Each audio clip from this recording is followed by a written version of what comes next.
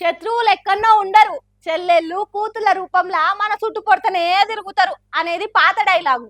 శత్రువులు కడుపులో పుట్టిన కొడుకు రూపంలో కూడా ఉంటారు అనేది కొత్త డైలాగు. ఆగో ఆ డైలాగ్ కు పర్ఫెక్ట్ ఎగ్జాంపుల్ అంటే ఇగో ఈ బుడ్డోడే.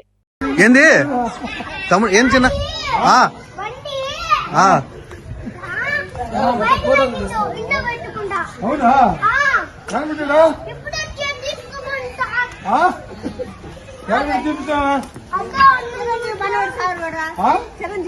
అందుకని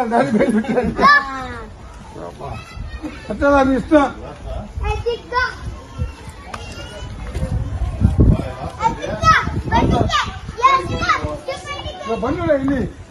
ఓ సారు పోలీస్ సారు రాండ్రి సార్ రాండ్రి, మా నాయన బండి ఇంట్లోనే దాచిపెట్టిండు, నేను చూపెడతా కదా నా సోపత్ రాండ్రి అని సీదా అయ్యా సీక్రెట్ అంతా బట్ట బయలు చేసిండి పొట్టోడు. అసలు మ్యాటర్ ఏందంటే అనంత సాగరంలో పోలీసులు కార్డన్ సెర్చ్ చేస్తురట. ఇక అదే టైంలో సురేంద్ర అనేట ఆయన బండి కాగితాలు సక్కా లేవని ఆయనతో పోలీసులు చెక్ చేస్తే బండిని నన్ను తీసుకుపోయి స్టేషన్ లేస్తారని భయపడి సాటుకి ఎవ్వలకు కనబడిన జాగల దాచిపెట్టిండు. ఇక పోలీసులు కూడా తన బండి లేదని వెళ్ళిపోతుంటే ఈ సురేంద్రల కొడుకు ఆయాసం రాంగా ఓ 50 మీటర్లు ఉరికి దమ్ము కూడా తీసుకోకుండా సార్ సార్ బండి ఉంది సార్ ఏడికోలే, మా నాయన బండిని ఎవ్వరికి తెలియకుండా దాచిపెట్టండి సార్, రర్రి నేను దొలకపోతా అని బండి దాచిపెట్టిన కాడికి పోలీసు వాళ్ళని దొలకపోయి అలా నాయన భాగవతం అంతా బయట పెట్టి ఇజ్జత్ తీసి అంగట్లేసిండు. ఇదంతా చూసిన చుట్టుపొడుతోళ్ళు సోషల్ మీడియా జనాలు ఆ చిన్నోడి అమాయకత్వాన్ని చూసి మస్తుగా నవ్వుకుర్రు.